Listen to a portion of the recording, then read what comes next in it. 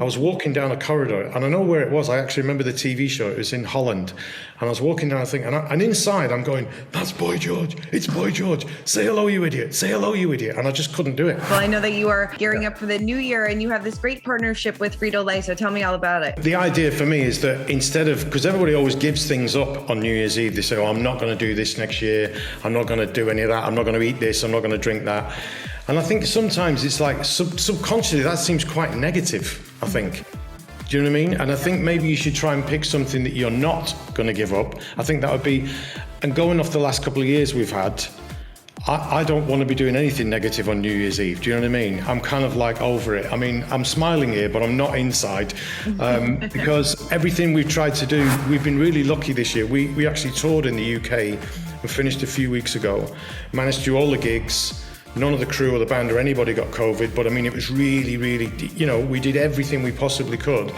And that's not real world, that's make-believe world. Normal people, everyday people, all of us just, you know, mucking in kind of thing.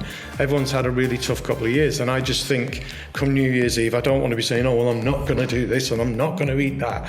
I think it's far better to say, what are you not gonna give up, you know? You never give up.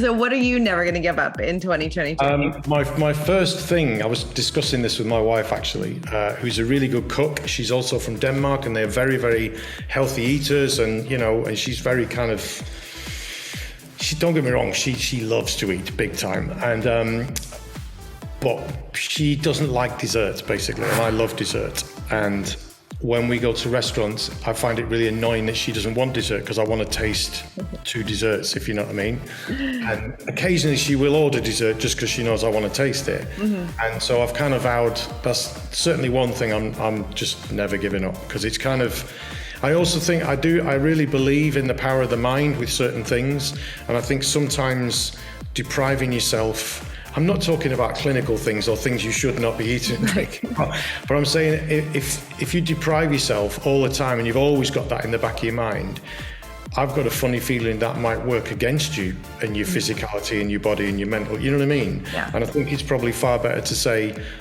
I am actually never giving up this, and almost treating it like a treat or like something that's, you know, you're not going to overindulge, but you're just going to enjoy it, and, you know. So that's kind of my deal with it, I think, right now. I like that. I know that also along with this partnership, you have this fun Rick Talk challenge, right? Yeah. The idea is that people can duet with me, but also then that they're having a competition as well, where they can win $1,000, by the way, about giving the best answer. If you go to my socials, and obviously Frito-Lay, you'll find all about it. And I kind of think the TikTok thing is pretty, I mean, I'm 55, right? So there are moments when I look around at the people that I work with and I kind of say, are we really doing this? You know, am I really putting on a raincoat again? Do you know what I mean? But I kind of think I've come to sort of see things like TikTok and various things on the internet in a very different way. We didn't have that when that first record, Never Gonna Give You Up, came out. We didn't even have anything like the internet. It was so slow moving in lots of ways. It took forever to tell the world you had a record or there was a movie out or whatever, you know what I mean? And I kind of think, I don't know really, I think you can either put your head in the sand and ignore things and say, no, we're just gonna do it our way and let the rest of the world go by, you know, and it will. Yeah. Or you can kind of try to embrace it a little bit. Again, I'm pretty careful, I think, sometimes not to overindulge in it, because, you know, I think it's right for some people to do that, but I just don't think it is for me. I sing at the end of the day. I'm a musician, I do whatever. I'm in that world, really. I'm not in the world of being an influencer or this, that, and the other. Do you know what I mean? But I do think those two things, whether we like it or not, or whether we want to admit it or not, are getting closer and closer and closer all the time. It's just the way the world is, you know, so. So true. So true. So, I mean, take me back to the 1980s when you were first kind of coming up with the idea for Never Gonna Give You Up. Like, what was the first idea? Was it a note? Was it a lyric? How did Well, I actually didn't write this song. And the three guys who wrote it and produced it, I signed to them. They were this tiny little production company. They hadn't really had a proper hit yet. But I was from a tiny town in the north of England where nothing ever goes on. And I thought, I'll get to live in London for a few weeks. It'll be fun. We might even make a single. We'll see what happens. And I signed a deal with them. And then in the next like 3 or 4 months, they became the biggest producers, certainly in Britain and then kind of around Europe and lots of different parts of the world. They kept having #1 records. Yeah. And I'm like, what the is going? So then when it came to them actually make a record for me, because I was just this kid that they'd signed, they kind of sat down, and I think they just wanted something that, because I looked about 11. Yeah. But I think they wanted something that kind of felt kind of like a bit endearing, that a young guy would sing to a girl. Do you know what I mean? Mm-hmm. And it's also kind of weird because the guy who did what we call the programming, i.e. setting out the chords and all the rest of it to build the actual record, I used to go and get him coffee, and I used to just sit next to him in the studio while he did it. And so it was really weird because I had a slightly different view because they were quite a lot older than I was. I was still a kid really. And I remember just thinking, there's definitely something in this song. I don't know whether it'll be a hit or not, but there's something about it. And so anyway, and I did write songs after, and I got songs on that record actually, and I had a couple of singles along the way and stuff. But that first moment of actually being kind of like witnessing a song kind of come to life really, and then releasing it, and you know, it was a #1 kind of everywhere sort of thing around the world, and it was just one of those crazy songs, you know. So it was a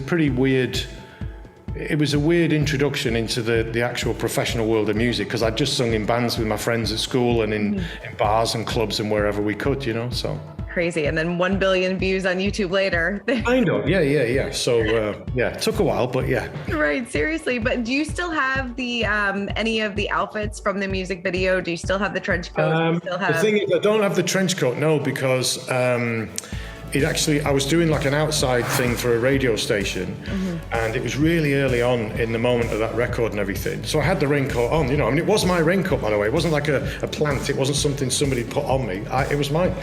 And somebody just started tugging on it. And before I know what I'm doing, it's kind of like being pulled off my back. And I just saw it drift across this like sea of kids. Amazing. And I just thought, okay, well, I'm sure the record company will buy me another one, but that one's gone. And I've kind of said this before in an interview actually, that every now and again when we gig somewhere, I'll see somebody in a raincoat, and every now and again it sort of comes to me across the audience because somebody wants me to wear it, and I'm the kind of fool who will do that, so I'll wear it, you know what I mean? So I don't really have any of those clothes. I do have a couple of suits from back then, because they were so expensive at the time. They were like, you know, almost the price of like putting a deposit on a house, you know what I mean? And because they were like super fashionable designers and all the rest of it. And so I kept some of them, yeah. So I did a TikTok where we have things called wheelie bins, which are like, you know, the big bins that are on wheel. Yeah, I don't know what you call them in the States, but so I jet washed. You know, like with a car jet wash, I jet washed my wheelie bins in a lilac suit from, I think it's Thierry Mugler, I think. Nice. It's got shoulder pads like this in my back garden, but I did it to the sounds of Dua Lipa. I love that. That's amazing. That was one of the first TikToks I did, and I kind of thought, you can do anything on TikTok, just anything. So it's so true. I mean, obviously this song was released back in 1987, and you know, also topping the charts that year. You had Madonna, George Michael, Boy George. Do you have any, you know, favorite fellow celebrity encounter from back at that time, or somebody that left you starstruck? Ironically, I didn't really meet a lot of people, because I think the weird thing is when you're in like that sharp end of pop music, as it were, especially then, it was far less about playing live and it was much more about doing TV shows. So I did hundreds, if not thousands, of TV shows all over the world for like a number of years. Funnily enough, I did meet Boy George, but I didn't really meet him.